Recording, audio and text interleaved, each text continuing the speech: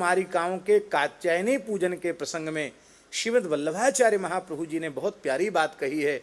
महाप्रभु वल्लभाचार्य जी कहते हैं, ब्रज कुमारिकाओं ने कृष्ण प्राप्ति के लिए कात्यायनी किया, इससे उनकी अनन्यता में बाधा नहीं पड़ी। क्यों? क्योंकि वे स्वतंत्र देवी मानकर देवी का अर्चन नहीं कर रही हैं, श्री कृष्ण भगनी मानकर अर्चन कर रही हैं। ये कृष्ण की बहन हैं और हम अपना कांत भाव कृष्ण के प्रति रखती हैं। नंदगोप सुतम देवी पतिम्मे कुरुते नमः। तो अब मैया ते तो कहना है सकें कि इनते हमारो ब्याह है जाए, बाबा से भी नहीं कर सकते, अपने मैया बाबा से भी नहीं कर सकते। दाऊ जी तो जेठ लगे, दाऊ जी ते कैसे कहें। अब कौन ऐसो बा घर में है जो हमारी इनकी बीच की दूरी समाप्त करके इनते हमारो मिलन कराए दे। तो बोले तो बहन जी हैं, तो कात्यायनी कृष्ण की बहन है, इसलिए बहन ही कृष्ण को हमारे अनुकूल कर सकती हैं। इसलिए उन्होंने कृष्णानुकूलता की प्राप्ति के लिए कात्यायनी अर्चन किया। उनकी उपासना में कोई अनन्यता में बाधा नहीं आई। ये महाप्रभु वल्लभाचार्य जी का मत है। इसी को गोस्वामी जी ने कहा, मानिय सवहीं राम के नाते। इस समय नवरात्रि महापर्व चल रहा है। भगवती के स्वरूप में कन्याओं के पूजन का विशेष महात्म्य है। ठाकुर जी की बहन है या नंद गोप गृहे जाता यशोदा गर्भ संभवा ततस्तौ नाशिष्यामि विंध्याचल निवासिनी। इस नवरात्रि के पर्व पर पुराणों में भगवान व्यास ने लिखा है, 5 वर्ष से लेकर के 7-8 वर्ष तक की कुमारी कन्याओं के भोजन कराने का विशेष महत्व है। अवश्य कराना चाहिए। खीर और मालपुआ का भोजन कराना चाहिए।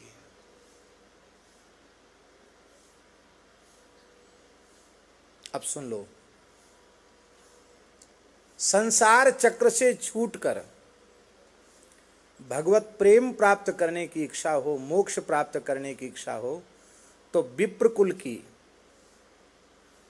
धर्म लाभ के लिए, भक्ति लाभ के लिए, मोक्ष लाभ के लिए विप्र कुल की 5 वर्ष से लेकर 8 वर्ष के भीतर तक की कन्याओं का भोजन कराना चाहिए। उनके चरण धोना चाहिए और उनको सुंदर वस्त्र अर्पित करना चाहिए।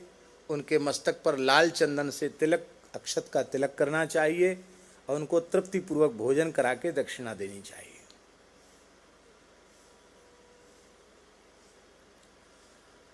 शत्रुओं से मुक्ति मिले। दुश्मन बहुत परेशान कर रहे हैं, हमारी जमीन लोग हड़प रहे हैं, कब्जा कर रहे हैं गलत लोग हमारी जमीनों पर, हमारे केस मुकदमा चल रहा है, बहुत परेशान हैं। तो क्षत्रिय कुल की कन्या 5 वर्ष से लेकर 8 वर्ष की आयु के भीतर की क्षत्रिय कुल की कन्याओं का आवाहन करना चाहिए। अब विधिवत उनका चरण प्रक्षालन आदि अर्पित करके और फिर उनको सुंदर खीर पुआ का भोजन कराना चाहिए। उससे आपको बल की प्राप्ति होगी, आपके शत्रुओं का पराभव होगा। और मान लो कोई शत्रु ही, सबसे बड़े शत्रु तो काम क्रोध आदि हैं, ये खत्म हो जाएंगे हैं? मान लो किसी के व्यापार में बहुत घाटा जा रहा है, घाटे पर घाटा, घाटे पर घाटा, कर्ज के बोझ से दब गया है, तब क्या करे? कहीं सफलता नहीं मिल रही है।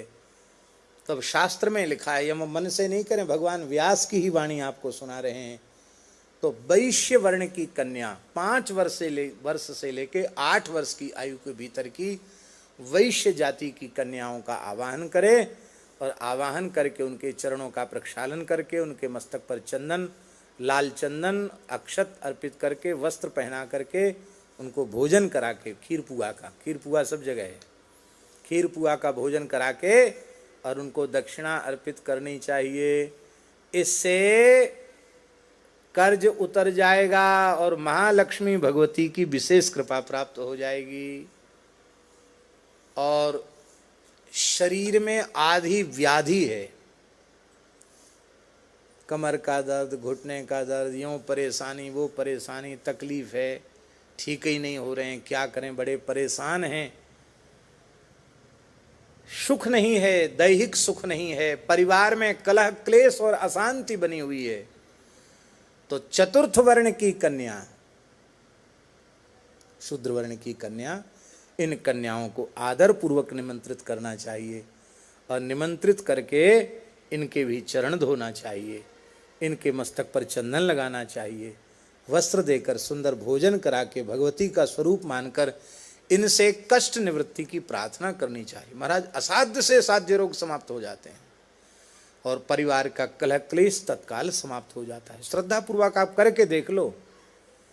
इसलिए भगवती ही ऐसी हैं जिनकी चारों वर्णों में पूजा होती है।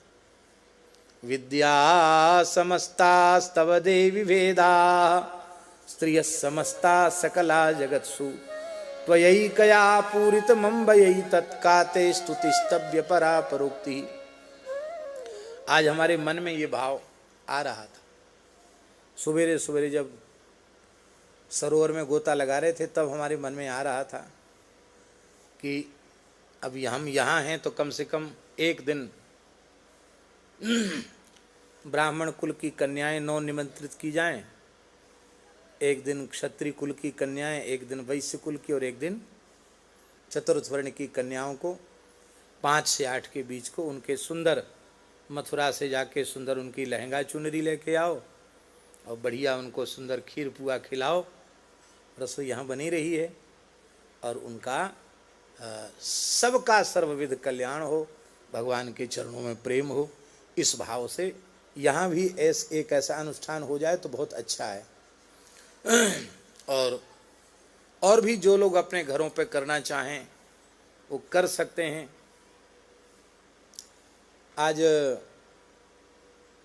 बाबूजी को हमने कहा कि सूचित करो रुंगटा जी को, तो रुंगटा जी के लिए भी हमारे मन में आ रहा था कि 4 दिन कम से कम बरसाने में रासकुंज में इस प्रकार से कन्याओं का पूजन करके और उनको खीर पुआ खिलावें। कोई भी खिला सकता है, जो आप जो चाहें वो भी, जहाँ तक लोग सुन रहे हैं वहाँ तक भी लोग कन्याओं का अर्चन भगवती का स्मरण करके पूज्य भाव से कर सकते हैं। तो ऐसा आज हमारे मन में आया है, यदि संभव हो सके तो आप लोग उसकी व्यवस्था करिए। श्री वृंदावन बिहारी जगतगुरु श्री मदाध्य रामानंदाचार्य जी के चरित्र में आता है मुखिया जी कि आज भी गंगा सागर में कपिल भगवान जहाँ हैं वहाँ देवी जी विराजमान है। उनका नाम है छाछ कामनी देवी। क्या नाम है? बंगाल की देवी थी उस समय छाछ कामनी देवी, और वहाँ अत्यधिक पशुओं की हिंसा बलिदान होता था। स्वामी जी जमात के सहित वहाँ पधारे तो रसोई बन के तैयार थी, ठाकुर जी को भोग लगने वाला था। तब तक वहाँ दुष्टों ने आकर के देवी के स्थान पर जीव की हत्या करने का उपक्रम किया। आचार्य चरण बोले जहाँ हिंसा होती वहाँ का अन्न जल नहीं लेना चाहिए, उठो यहाँ से, यहाँ की सामग्री भोग लगाने योग्य नहीं है। वहाँ से चले। भगवती ने तो वो सब ग्रहण किया नहीं। अंत में शरण में आई, बोले हम ठाकुर जी के दरबार में जवाब कैसे देंगे, इतने भूखे संत बिना ठाकुर जी का प्रसाद पाए चले जाएं। वो सामग्री सब सुरक्षित है, आप लोग पाओ। स्वामी जी ने कहा तुम प्रतिज्ञा करो कि हम भजन करेंगे, अब ये उल्टा पलटा खान पान नहीं करेंगे, तो हम चल सकते, नहीं तो नहीं। बोले हम प्रतिज्ञा करते हैं। तो छाछ कामनी देवी उनकी शिष्य हुई। आज भी कपिल जी के वहाँ छाछ कामनी देवी विराजमान है, और उसी ने बताया था छाछ कामनी देवी ने कि कपिल भगवान की मूर्ति कहाँ है, जो श्री रामानंदाचार्य जी ने प्रकट करके प्रतिष्ठित किया। इसलिए आज भी हनुमानगढ़ी की परंपरा में कपिल भगवान की पूजा होती है। आज भी अयोध्या हनुमानगढ़ी का अधिकार कपिल भगवान के मंदिर पर है। श्री रामानंदाचार्य जी के द्वारा कपिल भगवान की प्रतिष्ठा की गई।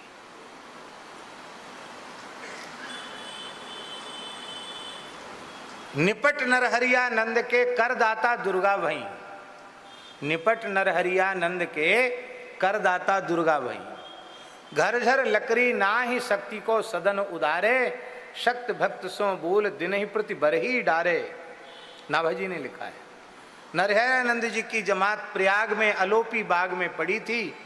आज भी अलोपी देवी का मठ है, अलोपी बाग है, वहां जमात पड़ी हुई थी। और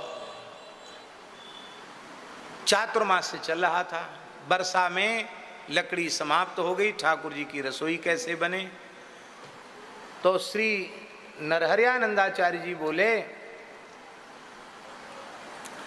कोई बात नहीं, देवी जी का मंदिर है, लकड़ी की खूब कारीगरी की गई है, कोई ना कोई भगत चेत जाएगा तो नयो मंदिर बन जाएगा, ठाकुर जी तो भूखे नहीं रहेंगे। तो कुल्हाड़ी लेके आचार्य चरण गए और देवी जी के मंदिर को उजाड़ने का विचार किया। देवी जी बोली बाबा भगत तो बनवा में हमारो मंदिर, और तुम हमारे जंगला किवाड़ फाटक सब कुल्हाड़ी से काट पीट करके ले जाने वाले। बोले भाई ठाकुर जी तो भूखे नहीं रह सकते, आपका मंदिर तो कोई भी बना देगा। तब उन्होंने कहा कि ऐसा करो कि हमारा मंदिर मत उजाड़ो, यहाँ से 40 कोस की दूरी पर सूखी लकड़ी है अमुक जगह, मैं वहाँ से लाकर जमात में लकड़ी पहुँचा दूंगी, और जब जब लकड़ी की ज़रूरत पड़ेगी हम पहुँचाते रहें, हमारा मंदिर मत उजाड़ो। बोले तो ठीक है, हमें तो लकड़ी से काम, मंदिर हम क्यों उजाड़ेंगे। तो देवी जी गईं और लकड़ी, सूखी लकड़ी इकट्ठी कर दी। एक ग्वारिया दूध देवे वारो आतो, ग्वाला, उसकी ग्वालिन कभी कभी आती, कभी ग्वाला आता।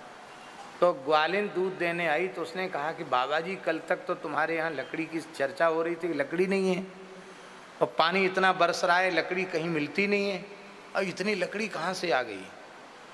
संत भोले होते हैं, सही बात बता दी कि ऐसे ऐसे हमारे लकड़ी की समस्या थी, तो हमारे स्वामी जी मंदिर उजाड़ने चले गए। देवी जी ने कहा हम पहुँचा देंगे। रात में देवी जी यहाँ लकड़ी इकट्ठी करके गई है। वो ग्वालिन अपने घर पहुंची, अपने पति से झगड़ गई, बोले मैं कितने दिन से परेशान हूँ लकड़ी के लिए, ईंधन सब गीला हो गया, तुम भी चले जाओ कुल्हाड़ी लेके, देवी जी के यहाँ बढ़िया उपाय है। जब कुल्हाड़ी उठाओगे तो देवी जी कहेंगे हमारा मंदिर क्यों उजाड़, बोले हमारे लिए लकड़ी लाओ। वो भी गया नकल करने संत की, तो देवी जी ने उसको तो उठा के धड़ाम से पटक दिया। अब बेहोश हो गया, प्राण कैसे बचें। झाड़ फूक करने वाले लोग बुलाए, देवी देवता बुलाए जाते ना, माथे चढ़ के बोलते देवता, बुलाए गए कि भाई क्या, उसने गए संत की नकल करता है।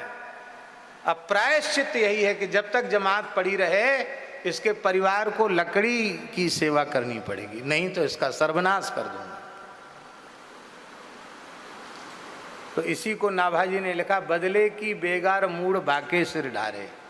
और जब चातुर्मास से पूर्ण हो गया, आज भी अलोपी देवी के यहाँ किसी जीव की हिंसा नहीं होती है, उस समय तक हिंसा होती थी। तो अलोपी देवी ने कहा कि हमें श्री राम तारक प्रदान कर दो, जिससे हम भी अब भजन करें।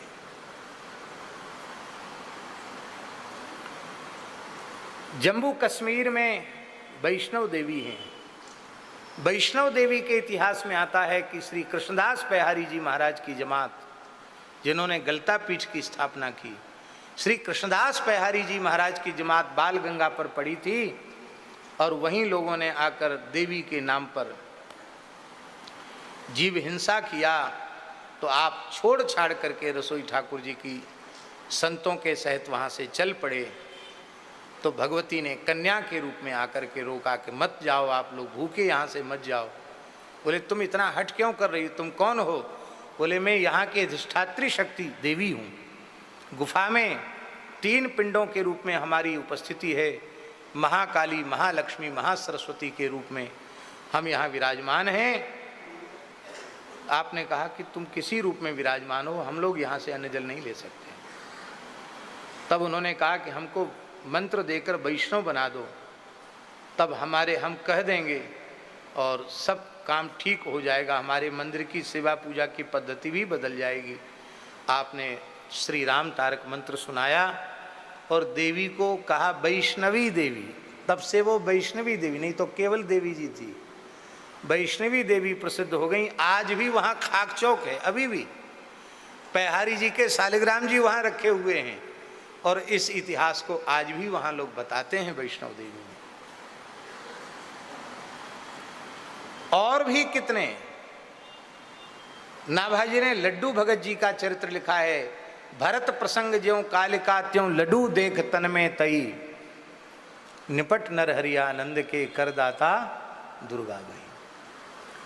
तो ये बात हमने इतने चरित्र इसलिए प्रमाणित किए कि इसमें आश्चर्य नहीं करना, ये भगवान के भजन की महिमा है कि देवी देवता भी आकर के शरणागत हो जाते हैं।